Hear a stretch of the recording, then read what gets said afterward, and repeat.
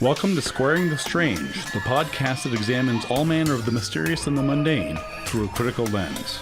So, let's square the strange.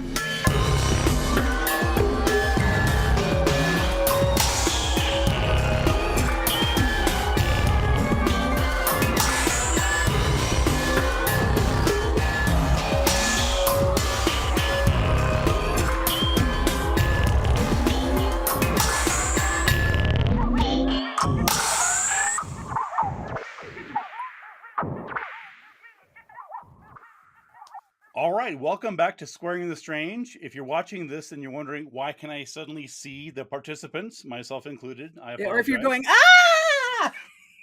That's what I was doing. So yes, this is the inaugural edition of the video version of Squaring the Strange. We figured, what better topic than to have our old friend of the show, Kenny Biddle, on, and we'll be talking about the infamous Columbus Tina Resch case, Poltergeist case. So Yes. So let me do the official thing. I'm Ben Radford, and with me is Celestia Ward. And who's that at the bottom? And Kenny Biddle. Ben, you can have somebody put like fancy subtitles next to us too here. Oh yeah, the lower third. And you also said inaugural, like we're going to do this every 2 weeks. This is the inaugural / experimental episode. The only. Of Squaring the Strange. It could be the one and only. We don't know. It could be the one and only. A lot of things can happen. Depends on how far south this whole thing goes. Yeah. Well, so again, I sort of gave the title away a bit earlier. So we'll be talking about the Columbus Poltergeist case. It's a case that sort of intrigued me. I mean, I've known about it for many years, of course. It happened back in 1984, and I recently revisited it when I was watching a Hulu series titled Demons and Saviors. That's a really vague title. Boy, that could be about anything, couldn't it? How can we make it very generic? Right. We want to like make sure everybody who's interested in weird stuff watches this, and even some religious people too. You know, exactly. So their marketing brains are going here. And we should probably, before we get too into it, I mean, we're on YouTube now or wherever this will go. And there might be people who don't know all the strange stuff that we've covered before. So which one of you wants to say, what is a poltergeist? I would say, well, I mean, we can go with the traditional definition and say noisy ghost. So it translates into noisy ghost. But as I understand it, it is a bunch of disturbances that happen in a house where things move around on their own, or you hear noises. And it's often blamed on an adolescent girl who is usually going through puberty or some kind of teenage tension. They always seem to blame a young girl rather than a young boy. And that seems to be the go-to. Although I think young boys probably do their vandalism in more overt ways. Yeah, we like set off M80s. Like they're like, I blew up that outhouse. Right. You know, I got a bunch of M80s, and you know what? The car's not here anymore. Right. We go out back in the parking lot. Girls are like, what was that? You know, girls have more sense, is what I'm saying. Fair enough. So around the middle of the 19th century, around the 1850s, this word was coined, right? Yeah. And then suddenly there were a bunch of them, well, right? See, that's the thing. So, I mean, in this, it sort of goes back to the traditional question of what are ghosts, right? So obviously, and that's a whole other show, but people have had different ideas of what ghosts are and how you would recognize them. So, for example, in the 1800s, it was believed that if you have a candle that blows a blue flame, that meant that a ghost is present. In Victorian England, for example, ghosts were said to be inhabiting dank dungeons and basements and dragging chains. So if you talk to Victorian era person, they'd be like, oh yeah, ghosts, they're not these translucent things, they're not orbs, they're this, you hear clanking chains in some dark alley, probably a ghost, right? And so that's one of the interesting parts about ghost lore over the centuries, is how how people's ideas of what ghosts are changes. And in this case, in Germany, it was like ghosts are loud. They move stuff. They throw stuff around. We do not like them in the libraries. They're very Right. disturbing. Yeah. Exactly. Now, when you say they're often blamed on adolescent women, you could say that in a skeptical sense, like we believe these young women are faking things and throwing shit places. Oh, I'm gonna have to bleep that out. That's okay. But or you could say Kenny's like, the more this is going supernatural, to be a short show if we got to bleep everything out. the more supernatural way of blaming something on a young lady, like her energy, her she's got her period and the ghosts are attracted to her fresh fertility. For whatever reason, her disturbed mind, her hysteria is attracting these spirits. And so there's a little bit of that that's Yeah, going it on. depends on who you talk to. If you talk to more on the believer side, then yeah, it's the sexual energy, the tension that becoming a woman, and all this is Yeah. instead of acting out like boys do, where we blow stuff up, they keep it inside, but it goes out psychically into the world. And now, Yeah. as far as I understand, that's more of a older idea now. Now it's blamed pretty much on Yeah. anyone that's in the area that might believe in the afterlife and stuff like that. And the other thing to keep in mind is that, and Ken and I have talked about this on the show before, where there's no universal definition of what ghosts are, right? And so you talk to some Oh yeah. people, Yeah. and like Ken and I both have books behind us where some ghost experts are like, well, as we all know, there are 7 types of ghosts. One of them is the poltergeist. Like, Right. okay. Yeah. I mean, so basically they're trying to categorize it by what it does, right? And so whereas typically, like, more modern ghosts, like these days, when I talk to someone who says that they're experiencing a ghost, usually it's not these dramatic, Hollywood, things flying off the shelves and chairs riding. It's missing keys or a strange smell or sight or I had a weird yeah. feeling. So Yeah. this is sort of a much more dramatic version of ghosts. Well, I mean, the old-fashioned ghosts were the best. Yeah, they had style. Going back to 1984, Yes. this young lady, well, she's got 2 names now. Tina Tina Resch. Resch. Tina Resch and later Tina Boyer. She had kind of a rough childhood, and we'll go into that later. But what was the story? What did the average 1985 kid, probably one of us watching In Search of or Unexplained Mysteries, hear about her? I just realized that I think I'm her age, which is kind of creeping me out. I I just looked it up. She's 56 now, or 57. thank God she's a lot older than I am. But A lot. the point here is that, yeah. So again, this is Columbus, Ohio, 1984, and Tina was one of many kids who were adopted by the Resch family. And so some of the claimed events that happened around her were, again, typical poltergeist stuff.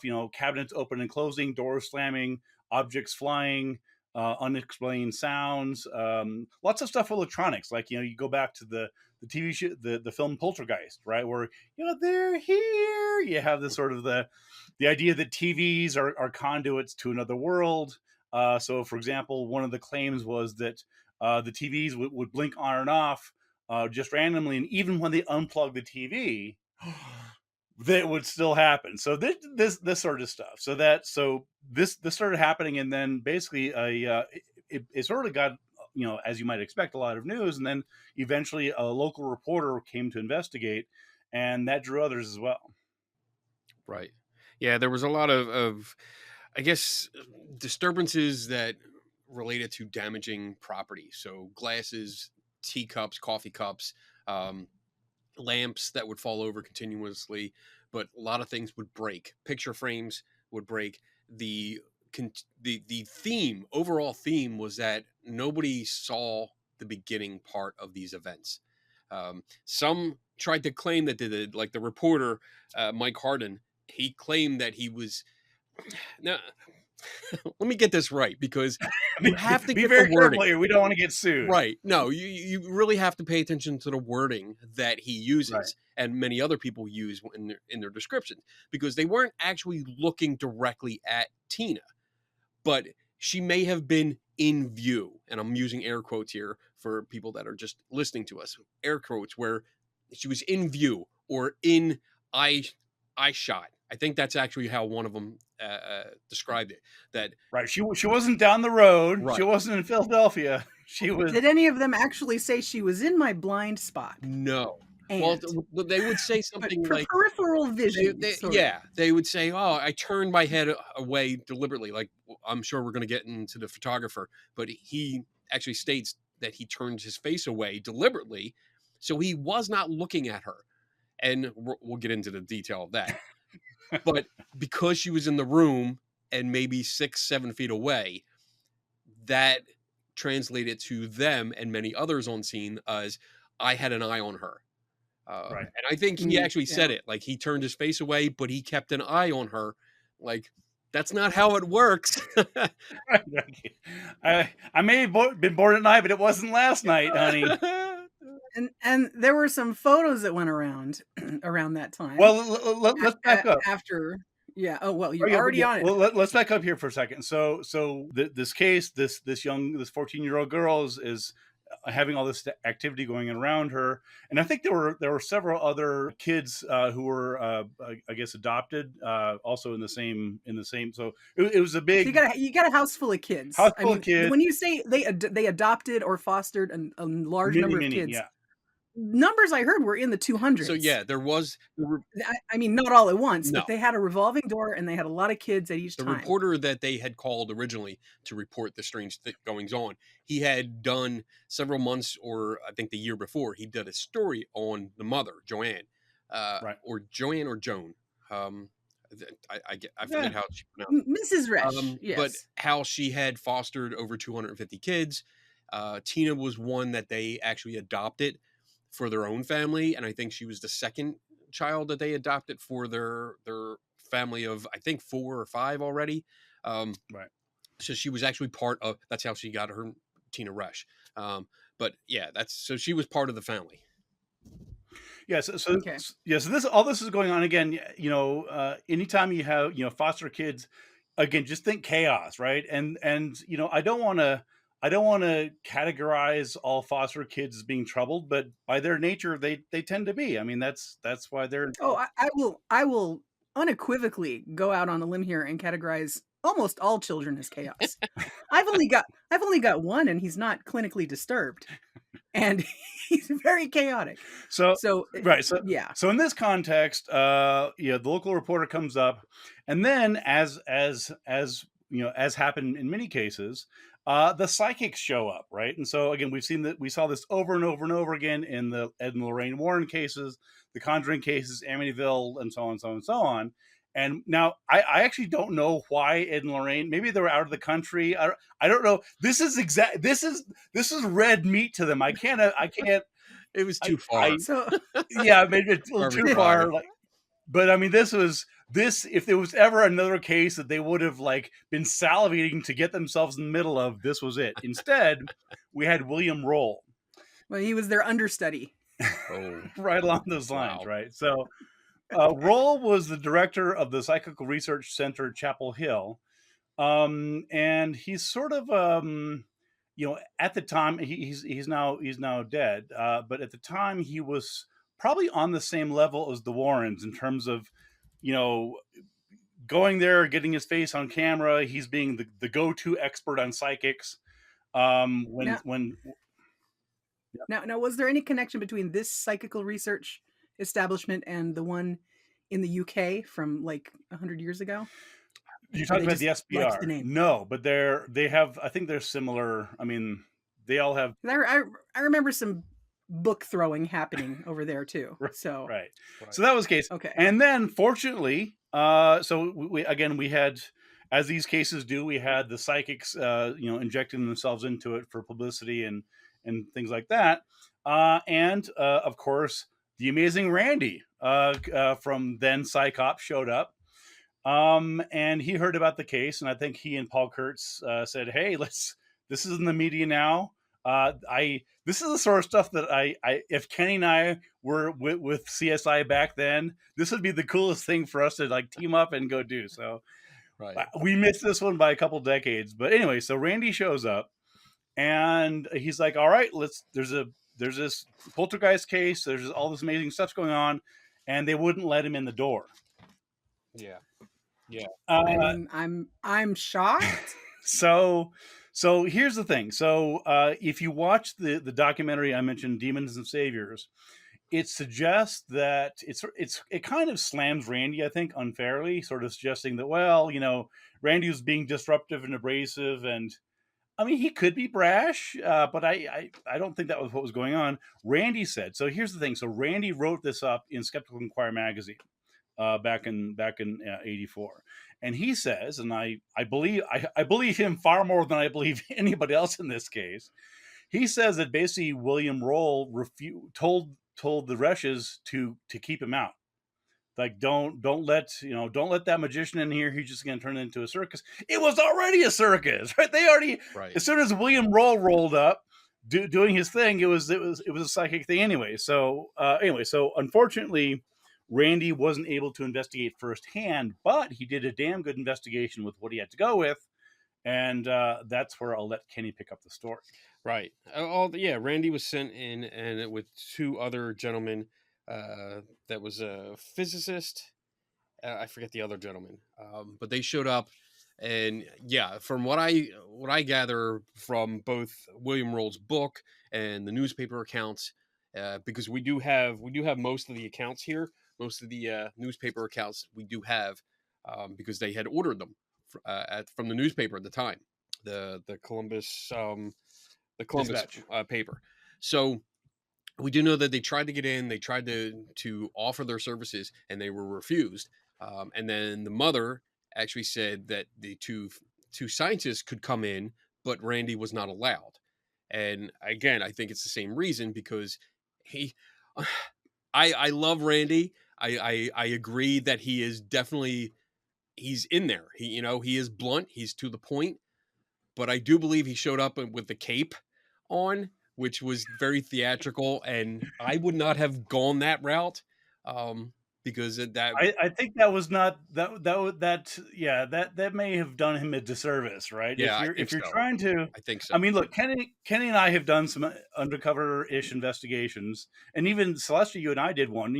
When you and I went in to go see John Edward, we didn't go in there with skeptic T-shirts on there. I left my cape at home Right. that You day. left your cape Yeah. at home. Of course, Kenny has a cape and the Thor hammer, but yeah. So I agree with Kenny. That was probably not And the Not the best, best practice. not the best and to just investigative strategy. sort of put a little, like, I try to empathize with every person we look into. And this young woman was a young woman about the same time I was. And she's like, what, 14 years Yeah. old Mhm. at the time of this poltergeist occurrence. Right. She's 14.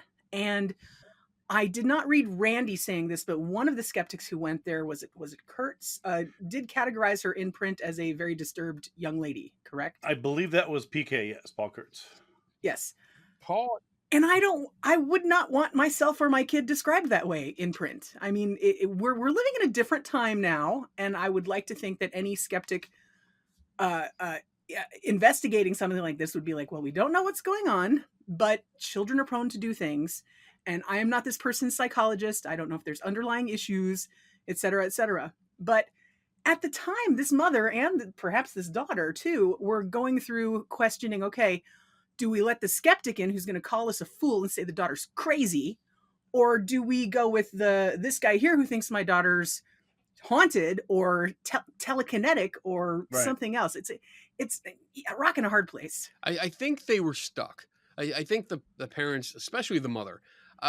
Now I read other accounts that there was an issue with the relationship, that it may have been an abusive parental relationship. So that's a whole nother story. I don't get into that. That's not my wheelhouse, so I don't get into that. But what I will look at is, yeah, at the time, The kids are there. There's a lot of kids. There's media attention. By the time William Roll got there, it had already been in the news. It had Right. already been discovered. They already had, and I won't give it away, but they had the news clip from the camera that was left on. That was already Right. there before William Roll got into the house. All right. So it was already a media frenzy. Now you're talking about everyone across the country knows about this.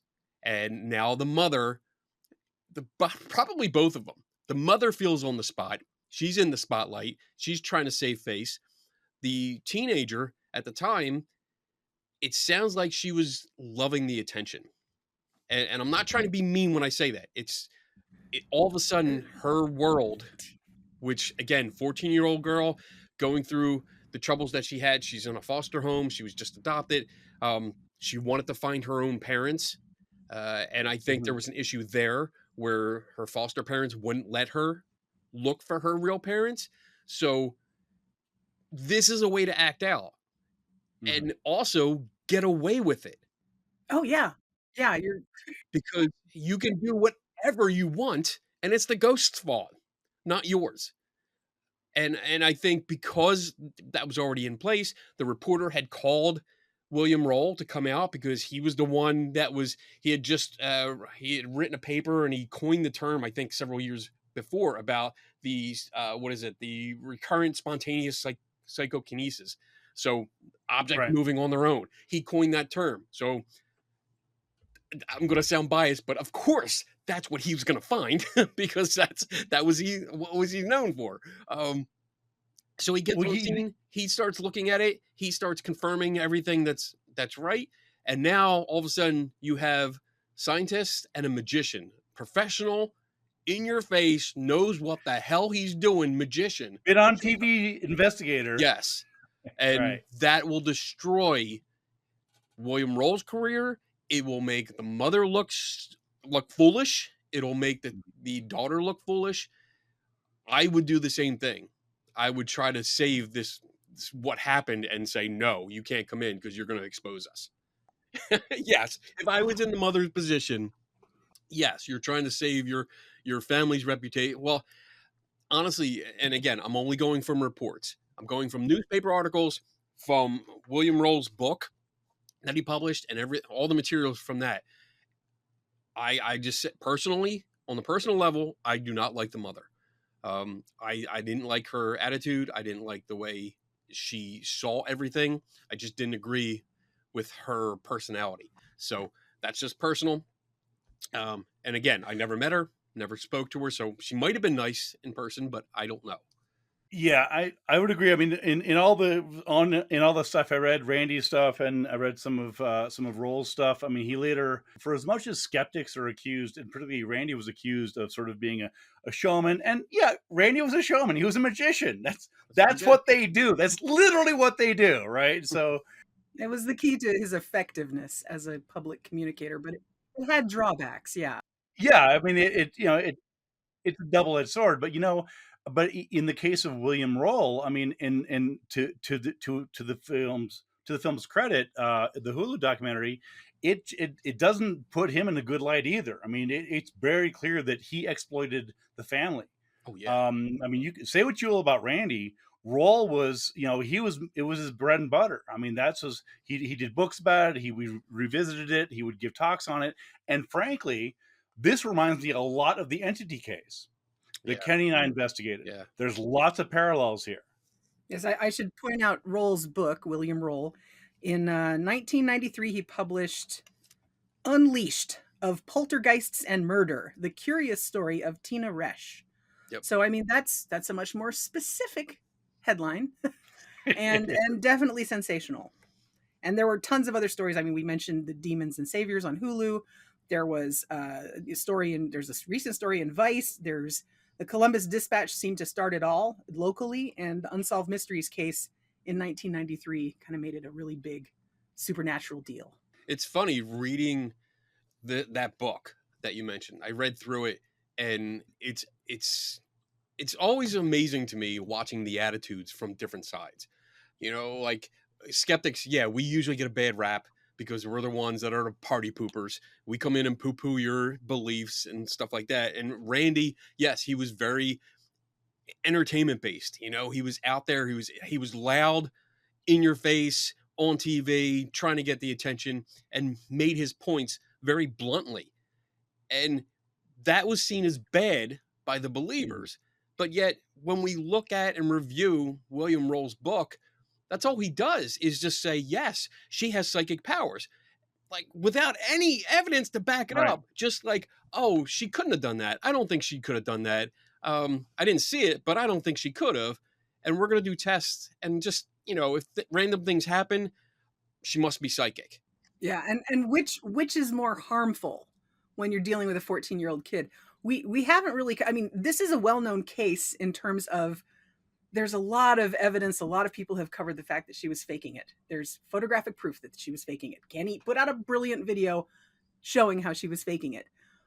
But as you've often said, Ben, you don't know if a person is really a true believer in their own powers, and they're like, well, the power's not happening now. I guess I'll fake it this once or this twice, you know.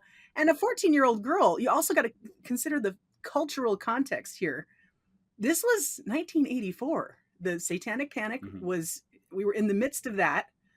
ESP was huge. It was not a fringe belief to think you might have ESP powers. I remember trying to figure out if I did at the age of 14, you know. So there's a lot of other context to think about here and how this might have metastasized. And Poltergeist had come out a little over a year and a half earlier, and she had admitted freely that she did see it. So we know that she has some kind of influence from that. Now, Ben, you're thinking about Madeline Tolentino, aren't you? That's literally what I was thinking. Yes, you are psychic. You read my mind. There were other signs that there might be trickery going on. William Roll mentions in his book that during the tour, when he first got there, that Tina gave them a tour of the house, and he noticed that there was a book on magic on her nightstand, but then goes on to say, you know what? She was bumping into things while she was showing us around, so I don't think she has the skills to do any kind of sleight of hand. And like, for me, it's right. It's right there. It's right. It's. You're gonna have to bleep this out, but it was right fucking there. It was right in front of you. And I know, yeah, there's a lot of teen girls who get away with a lot because they are underestimated by older men. Yeah. I totally agree. I totally agree. Well, there was, there is that sense, and I read it through this book. There was a sense that this young girl could never pull one over me, who is a old white man. Yeah. Like that, that theme is throughout that. And I see it. And it annoys me because she could do it. I mean, when you think, yeah, she's bumping into stuff when she's giving you a tour, but remember, she's getting the attention that she wanted. She's excited that new people are there. She's especially excited because there was a young 24-year-old guy named Kelly that was William's assistant that she seems to have a crush on. So, yeah, I think she was going to be more distracted by them and bump into walls and stuff as she's walking around the house. But when they were talking about sleight of hand kind of stuff or trying to make something move, it's going to be sloppy. It's going to be awkward. And William Roll uses both the first tour and then the footage that we'll talk about in a little bit that was a little clumsy as the only two reference points of why she could not possibly do any kind of sleight of hand, which I think is just poor investigative work. Yeah, and I'm glad that Kenny brought that up, and he's exactly right. And I just want to highlight another couple of cases that are exactly illustrating what Kenny just said. So yeah, we have this case. We have the Enfield Poltergeist case, which is again, that's a whole other show. But there's a poltergeist, the Cottonley Fairies. Remember the ones that fooled Sir Arthur Conan Doyle? Yeah. No, those girls couldn't have faked a fairy photograph. No, that's far beyond them. The Fox sisters, spiritualism. Yeah. Kate and Maggie Fox, they couldn't have like faked some raps and knocks. That's crazy. These innocent young girls, they couldn't be fooling us learned men. Or just adjacent to that is, my daughter would never sneak out after curfew. She's Right. never lied to me. Yeah. Okay. I was sneaking out to meet those girls. But yeah, Oh. so here's so we kind of gave it away, but let's circle back. So one of the things that Randy looked at because he was not allowed inside the house was photographs. So even though Randy couldn't get in, there was lots of photographs by several of the photographers. There was Michael Shannon, Mike Harden, and so on. And as Kenny will show us here momentarily, they kind of cracked the case. Yeah, they had, so we had some pictures that I'll show on screen. This is the infamous phone. These are the phone pictures where the photographer, who was Fred Shannon, he was the photographer for the local newspaper, the Columbus Dispatch, and also Mike Harden were there. They were sitting on the couch across from her. Tina was sitting in a recliner, and the phone, which was next to her, right next to her on the end table, kept flying across. And it was described as if it was flying at her, like it was being thrown at her. But when you look at the pictures, all of the pictures, not just the one that was printed on the front page, but when you look at all the pictures, it's pretty obvious that she's throwing it. Uh, and the excuse was that these two people were sitting across from her, and there's no way she could have gotten away with it. Except that she said that the ghost was camera shy. It wouldn't happen when they were watching her. So the one Wah, photographer, wah. What do you want from me? The ghost or camera? It's like, Bigfoot. He is blurry. So that's why all the photos are blurry. yeah, It's the psi missing effect, right? I'm sorry, I can't do my psychic stuff because there's a skeptic here. right. And you're looking at me, and it's funny because like this discussion points out that it won't do it on camera. It won't do it for camera. So the photographer gets this idea that he's going to position his camera so it's pointed at her, because this is not obvious. Okay, it's not obvious at all that the camera's pointed at her with his finger on the shutter button, and he turns his head this way, looking sideways to talk to the person here, and he's looking for any movement. I'm sorry, but if you're turning around and you're talking to someone next to you, Yeah. you are not paying attention to your peripheral. You're not seeing it. Yeah, and we should probably explain to anybody born after the 1900s that phones looked different and cameras looked different. I can show you. Hold on. You've Phones asked were the like right guy. You've literally asked the right guy. phones were like these big banana-looking things with a cord on it, Right. What? and cameras were like that. Although So, we do well, still have little cameras that people different, use. But little different. But yeah, I mean, yeah, if you're sitting here with your finger on the trigger per se yeah, and pointed at her, and when you read the news reports, his report, the photographer's report himself, he's fired off multiple shots doing this every time yeah, something happened. So it wasn't like it was a secret. She knew he was taking pictures of yeah, her. Like it's not, you're not being sneaky, you're not covert, you're not a spy. Okay? After yeah. the Right. first photo, when you're not looking at her, she knows. Okay? Right. So she's paying attention to you, you're not paying attention to her. So any photos that he was getting was reactionary. He was waiting for something to happen. Either she squealed or he heard a noise. And by that time, too late. It's already And airborne. if anybody, we should link below to Kenny's brilliant experiment that he did a couple years ago, where he enlisted your poor suffering wife Donna Right. had to sit there and either get phones thrown at But her not or everyone's going to across get to her see or it. So I had to use the stunt phone. all the phone. Yeah. stuff. Also, phones back then did not cost $1,000. No, They were not no. a teen's most prized possession. They would get thrown. And I mean, So they had two of them. When you pay yeah, close attention to the pictures, there's actually two phones. You can see one still on the end table Yeah. here. And huh, then that's the one that she was using. So there was two lines there. And even the people, there's one photo that is a wider shot that shows the social worker that was sitting on the couch to like our view, it's on the left side, um, and looking at her. But that's already after the phone had hit the couch she was sitting on. So even if you're talking to somebody else, and only the people watching the video is going to see this, but if you're talking to somebody to the side and something hits your couch like that, you're going to jump.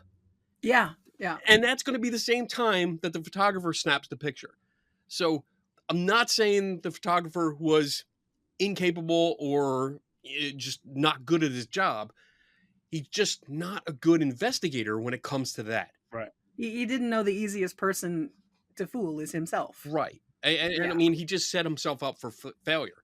And I mean, the only one actually paying attention to what anyone was doing was Tina. That's it. She That's knew right. what was going on, but nobody else did. And Randy would have, but they wouldn't let him in the door. Right. Right. And I don't know if you want to talk about the Coca-Cola or sticky soda theory about the Kleenex box Oh. that like stopped on cue. But Well, no. So not everybody knows this. So Kenny actually did some really. So we're focusing on the photographs, but there were a couple of those. There was the Kleenex. There was also chairs. And Kenny has a great. And I want Kenny to talk about the video because I haven't seen it. that looked very convincing. Where suddenly chairs like oh my god, again straight out of a horror film. But Kenny can wire it up in 10 minutes.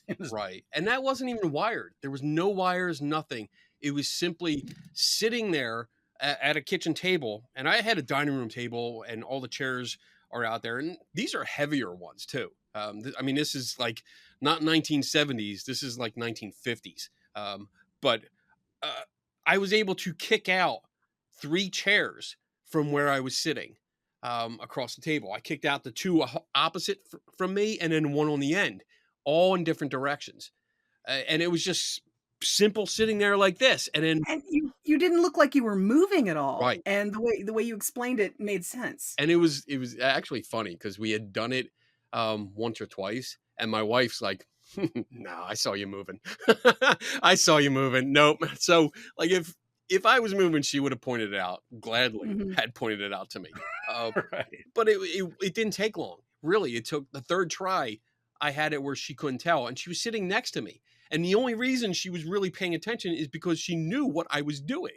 Right. This was not a surprise. Right. Well, I mean, I don't want it to be lost on viewers who maybe aren't watching, but you were kicking one way with one leg and the other way with the other leg. And it sort of balanced out your inertia. Right. In a way that like you did not look like you were like, making an effort at the table to like lunge at something. You looked pretty stationary, but you kicked chairs in 2 different directions. Right. And you have to, you always have to realize if you don't do it, you're not going to know how it's done. You got to try it. And all of these techniques, I'm not a magician. I figure this stuff out as I go. And it was as simple as keeping my elbows on the table and bracing myself. That was it. That's why the top part of me didn't move because I was braced.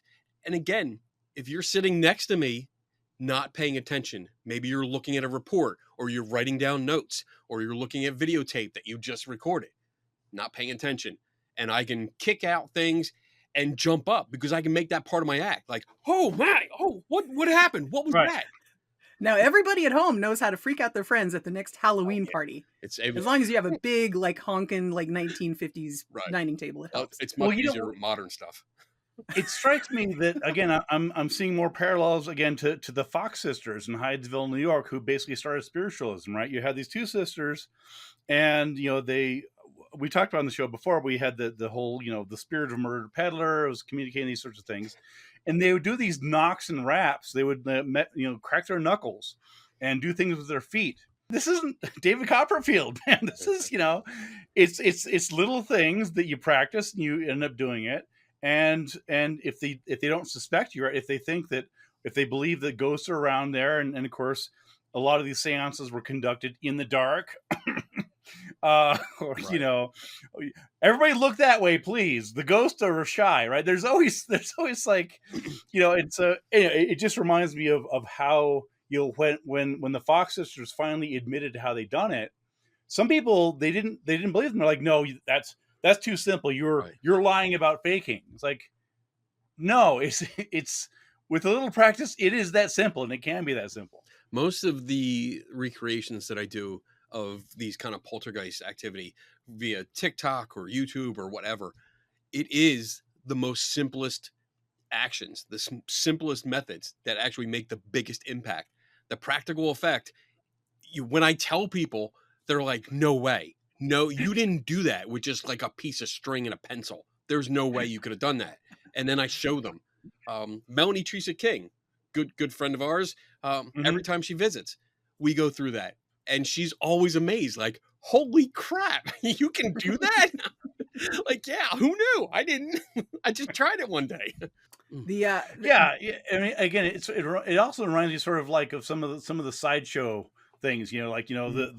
the blockhead act. You put a nail in your nose, and it's an 8-inch nail. It looks like it's going through your skull, and if anybody can do it, the same thing with fire eating. I mean, if you know how to do it, you can do it. It's not, but if you say, or fire walking, right? I mean, I did some fire walk. So if it has this mystique about it, and it looks very dangerous, and then it's like, oh my god, that's so crazy. But it's like, well, it's Right. neat, but here's how it's done. Like after you've done it a couple times, like yeah, Yeah. it's It it's can an be act. done. It's just if you Yeah, want to. I'm not going to put a yeah. nail up my nose. I'm just not going to do Well, when you did the Kleenex box that like stuck the landing, it. where the reporters were like, the Kleenex box didn't just fly off the table; it like stopped suddenly, and it seemed unnatural to them how quickly it stopped on the table. And you pointed out there's like a bazillion kids at this house. It's the 1980s. There's gonna be spilled soda. Yeah. And I wanted to point out to you because that immediately triggered a memory for me in roller derby when you got two roller derby teams playing in like a gymnasium or someplace that does not have the right grippy surface for roller skates, you get a guy out there with like an exterminator's rig filled with Coca-Cola, and he sprays down all the Really? wood with Coca-Cola, and that little bit of stickiness that goes down on the surface helps all the girls like get a lot more traction. Just Wow. That's wanted to contribute some roller derby physics interesting. to your I theory did not that know is that. something that is being used in the real world, or at least it was 10 years ago. I like that. Uh, oh yeah. So the tissue box. I mean, that was basic idea. I mean, I knew that growing up in a house, me and my brother, and then going other friends' houses where you had a like the old coffee table that was in the basement where all the kids hung out. There Right. was crap all over it. You could have spots that were still smooth, especially around the edges, but there were spots in the middle that were just you touched it and you're like, oh, what did I just touch? You don't you want to know, know. Don't ask. Just and but yeah, like you can throw the tissue box up in the air and with some force at times, and it sticks the landing. It hits, and the dried up soda and juice and whatever it just grabs onto it and it stops. So there was no description later on. It wasn't like they picked up the tissue box and said, "Oh, let's check the table out," which I right. don't Yeah. know. That's I what mean, we there would might have do. been dried soda on the Kleenex too. I mean, it could have been It could have doubly been. effective. Yeah. Right. Who knows what was there because there is no description. I could not find in the reports, like if they looked over the tissue box, if they looked over the table, if they tried to see what was on the surface, if it was sticky, if it was not, whatever, or even textured. I don't know what the table looked like. So what we don't have those details. And Mhm. to me, that's just again, it goes back to poor methodology. Well, and it goes, Right, and yeah. I was gonna say, and keep in mind that we don't know that that was the intended effect. I mean, for all we know, Mhm. that was just a happy accident, Hmm. right? Right. So it's easy to sort of say, well, oh my god, if it wasn't a poltergeist, how could that have happened? It Right. could have been she didn't know that was going to happen. It just happened, and it seemed unusual, and it made it look all the more mysterious. Yeah. And Opportunistic. these kind of Yes. things are going to be random. We have to remember, like, thinking. I'm putting myself in her shoes. She's scared that she's going to get caught. She's nervous. She wants to keep it going. She likes the attention that it's bringing. So if I'm going to do anything, I'm looking around. I'm waiting. I'm waiting. I'm waiting. And then all of a sudden, I see that break. I'm going to take something, Yeah. and that's it. Like real quick, it's gone. It's out of here. And I can look at it and go, what was that? Right. Especially if you throw it behind you, because then you're like, where'd that come from? You Now, know, like, now I have a question about, and maybe one of you or both of you will know. This story still went around the world, but one of the local reporters covering it slowed down some video footage of her grabbing a lamp, and it is so her grabbing a lamp. She's yeah. like, ching, Oh, you what? know, and, and it was very, very obvious once you slowed the camera down a little bit. So, But and they put that on the news, and as you said, the reporter was kind of like, you know, but right. that didn't kill the story, and I don't know why. I mean, it seems like I want to believe that journalistic associations had some sort of morals back then. Then again, I don't know if they do today, but they just seem like, oh, let's just exploit this 14-year-old girl because that's a better story. Let's print this photo of the phone going across Archie Bunker's sofa chair Right. instead of this clear photo of her pulling the lamp, and just stifling the whole thing from the beginning. Because So can you remind us? Because I've forgotten what Roll says in Unleashed. What does he say about that? So I don't remember. I didn't go through that, so I don't recall exactly what he said. I know he was not happy when he was told, because like I think his line was, "Oh, great, that's all I needed to hear," oh, and that he was told in the car when he was picked up at the airport and was going to Right. the house. Um, Right.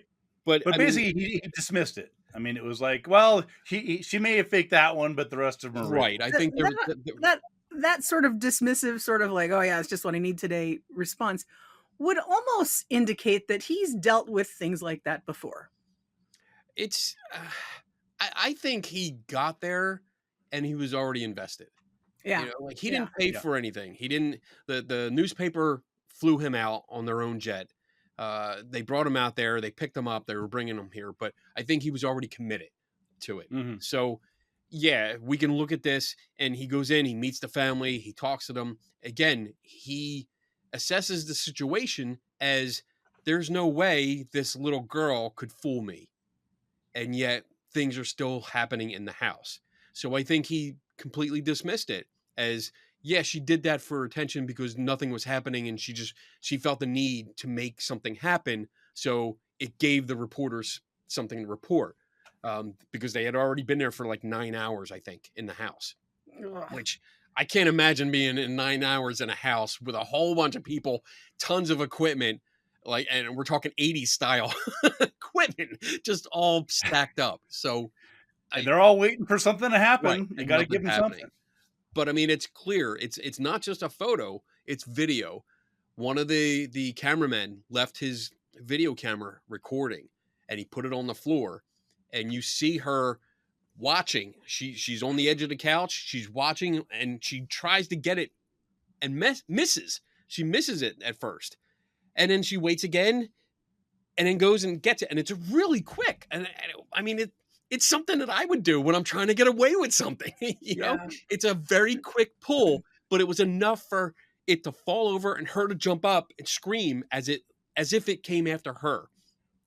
And the camera guy that was sitting on the couch right next to her, like when you see the footage, you're like, he's right there, but because he's not paying attention, he doesn't see anything, Mhm. And which he is thought, the point. fantastic. We were rolling. Awesome. We got it. You know. Yeah, and excited and everything, and then they play it, and from my interpretation of like the newspaper reports, I think most of the public dismissed it. Then I think they saw the footage and were like, "Yeah, this is a hoax. She's hoaxing it." And I think it was William Roll that kept pushing it and kept trying to say, "No, this is real. This is something real. Let's bring her back for testing." That's his golden goose. Yeah, That's yeah, that's his payday. Yeah. it makes it all worth it for him. So Now, before we leave the case of Tina Resch here, also known as Tina Boyer now, she did change her name. Um, Again, there's a lot of unfortunate things about this girl's story, this woman's story. She is still alive. Edward, yeah, William Roll is passed away about 10, 15 years ago, Mhm. but she is still alive. Again, a few years older than we are, and she is serving time in prison in Georgia for the murder of her child. Right. And that occurred. What year was that? Was that 94? Was it? It was concurrent with the Unsolved Mysteries appearance, but they I didn't mention it at all. Yeah, I don't recall because I kind of that's a different topic. I think it was about 20 years later. Yeah, and we don't really dip our feet into true crime. That's a whole nother thing. But just from a sociological standpoint, true crime is huge. And this story having both elements, I mean, the headlines were telekinetic mom Right. up for murder, for killing her own child. That made the story 10 times more salacious than it could have been. And from what I read, again, I did not do a deep dive in any of this, but Wikipedia claims that she was not home when the child died. Right. That's my understanding. Yeah. Her second husband, who was not the child's father, and I mention that only because statistically, you have a lot of stepfather issues when you look at children who are abused or killed. And he was convicted also of some sort of contributing factor, and so he got 20 years and she got life plus 20 years. Right. So again, we have I'm not taking a stand either way. I do not know what happened with her, but just it's like teenage girl, let's underestimate her, underestimate her, underestimate her. Woman who's become a mother, I mean a teenage mother, let's assume she did everything. You know, I just kind of get that feeling from it. Yeah. And there are a group of people that are fighting for her release who claim that there was a photographer, you were talking about that, Ben, Yeah. that went and visited her, and he was taking a series of portraits of people incarcerated. And he came to believe very strongly that she was wrongfully convicted, and they are still fighting her for her release. Again, I'm agnostic with all that. I just Right. find it ironic that a person who was famous because in many ways she was underestimated may have been convicted because people just assumed. Yeah, and I mean, I did look into it. I read through the whole book, which covers that. Hmm. I did look at the Tina Resch or Christina Boyer website, and looked at all the information because I was curious. Yeah. And if everything stands the way it does, there's a lot of issues there. Like I have a lot of issues with inconsistencies and the way it was handled. Uh, and I hope she, if she is innocent, then I hope she gets out. I really do. I hope Yeah. she it does come through for her for that.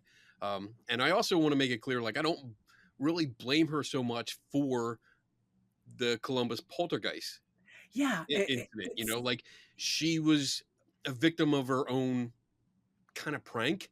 I think it started and as a prank, yeah. and Mhm. it got out of her control. Which most of these cases we've seen, that's what happens. It gets well beyond your control, and now it's like, what do I do? If I say I faked it, I'm a laughing stock of the world. But she So was I have branded as a liar. She was yes, branded as a liar right, by the time the court case was happening. And again, I haven't done a deep dive. I don't know what the physical evidence was. I just know, according to Wikipedia, she wasn't even home when the child passed away. And you could also psychologically, again, I'm just completely spitballing here. Uh, she was reputed to have issues, and then she did this prank, which honestly, I can see a lot of kids doing it. YouTube is filled with kids trying to become famous through pranks now. It wasn't as common in the 1980s, but it's not like the psychology of the teenage brain has changed a lot. Right. yeah, And so she gets all this attention. She's backed into a corner. She has to stick with her story. There's probably a lot of friction in the household because of all this is not helping.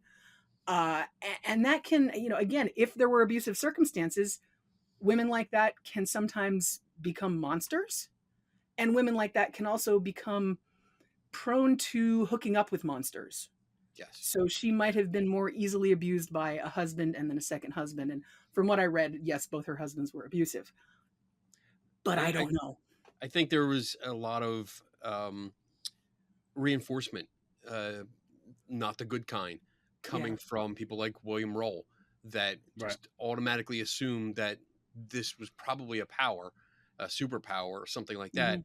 and fostered that. Like just Now helped grow that when he brought her back to North Carolina with him, which I have issues with.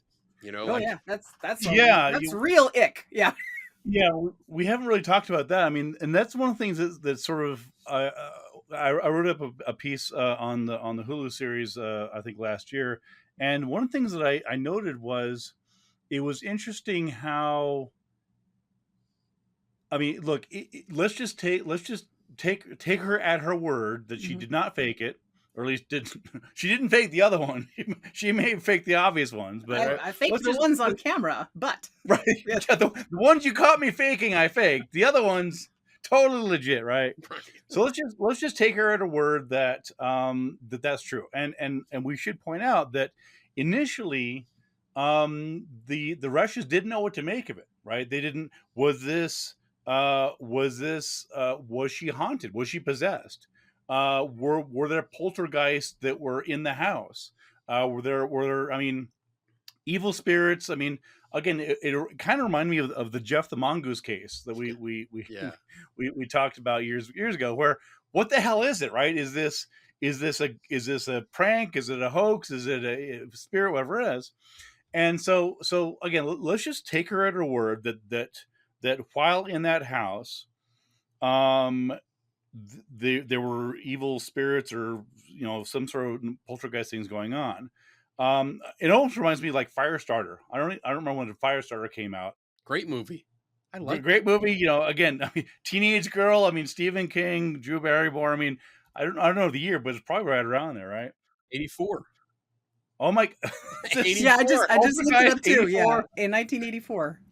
Again, it's all right there. We should do a whole show on some of the media influences, but I guess where I'm going with this is I find it curious. At what point does it turn off? So, for example, to this day, Uri Geller, depending on what day it is, it either says he's still psychic or he says he's an entertainer, whatever that means. Wink, wink, nudge, nudge. But if somebody claims to be psychic and then stops claiming to be psychic, right? Or if someone says there's evil spirits around me, and then all of a sudden, when the cameras go away, the evil spirits go away. Like what? How? Hold on here. How? So she How does didn't that work? make any claims like later that she was still constantly disturbed by this poltergeist or telekinetic power that she couldn't control. So Well, Kenny, take it from there. So yes and no. Yes, later on, several years later, she did leave a note for William Roll saying that the things were starting again. There were unexplained fires that started in her home, um, and several other weird things. And they tried to, I guess, get it started again, but it didn't catch on. And then, Okay. unfortunately, the baby was passed away. So, but there were claims before that. So, Mhm. in the same year, in '84, and this is from a newspaper from the reporter that's been covering this for a while. This was published in September 10th, 1984, where it says the North Carolina study that I guess William Roll did when he brought her Mhm. back, brought the underage girl across state lines. North Carolina study was followed this summer by several days at Pat Hayes School of Inner Psychic Development in Atlanta.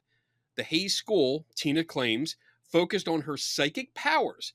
She believes herself capable of revealing facts about the past and future of individuals through psychic readings. She is convinced she can perform psychic healings. Indeed, she claims that she can even communicate beyond the realm of this life. Beneath the end table in the family room of her house is a copy of Arthur Ford's The Man Who Talked with the Dead. So that's all in the paper. So she was That's all these that's other claims that I haven't heard before until I found this newspaper article. that's like a laundry list of the way psychics make money. That Yeah. I mean, all of those are like, the psychic healing was huge in the 80s and 90s. She picked all the breadwinners and she put them Yes. on a resume Yes. apparently. But But now Edward and sorry, William Roll claimed that, you know, he believed she was innocent completely. Kenny, you read the book.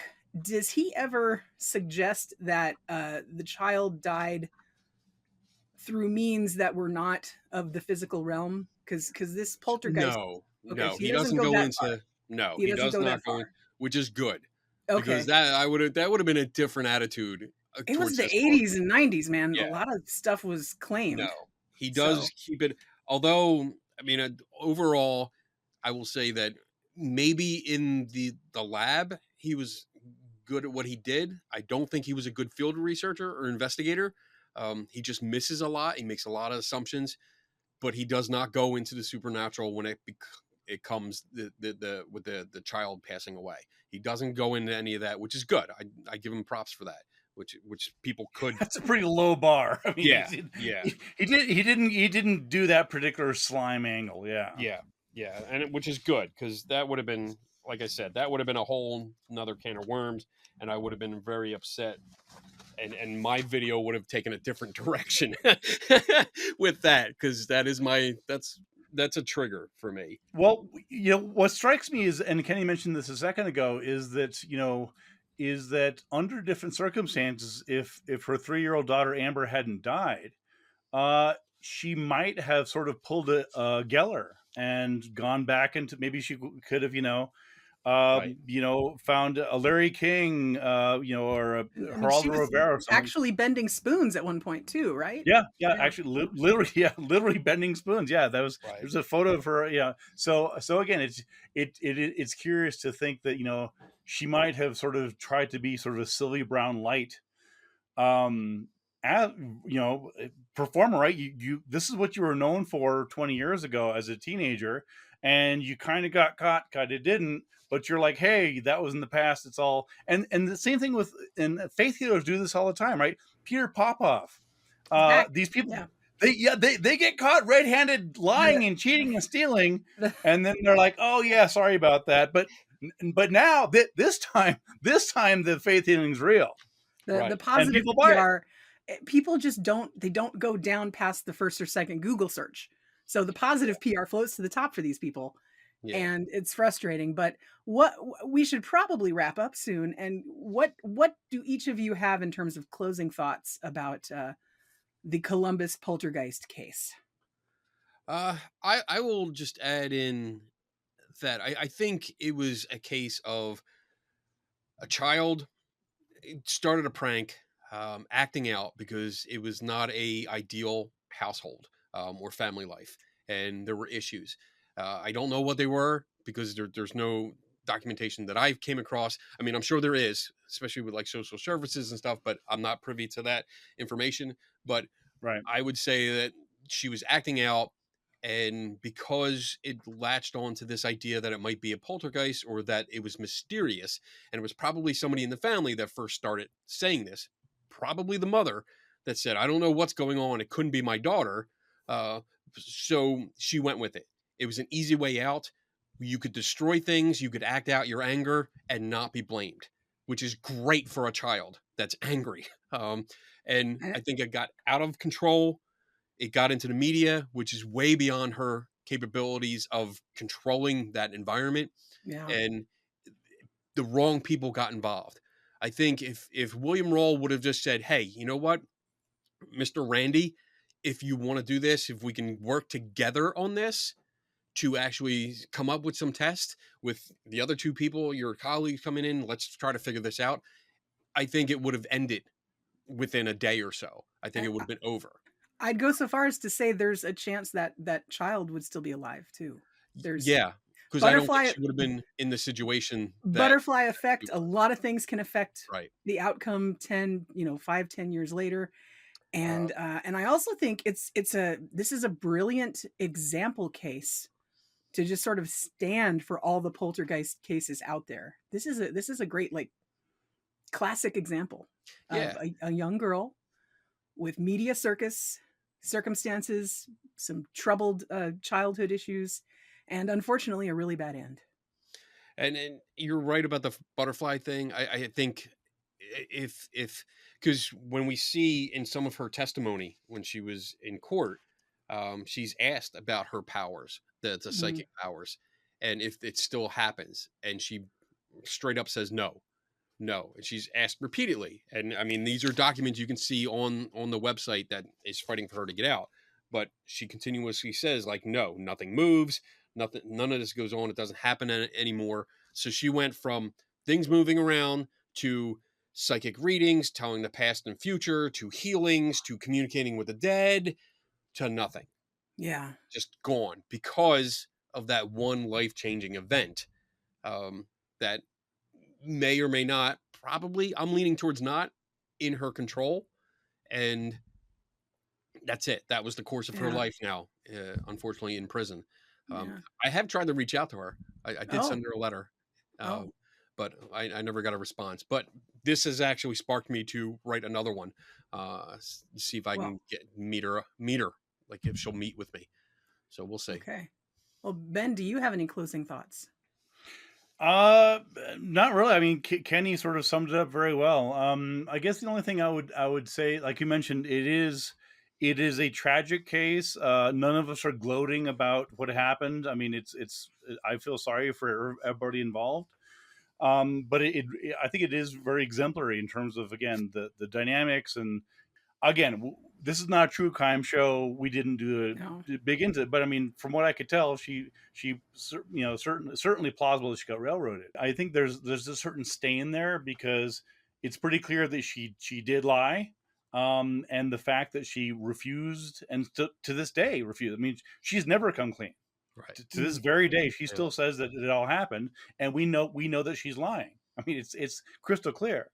And so there's sort of a paradox or an irony there where it's possible that had she come forward back in 84, 86 and washed her hands with it, said, it was a youthful prank.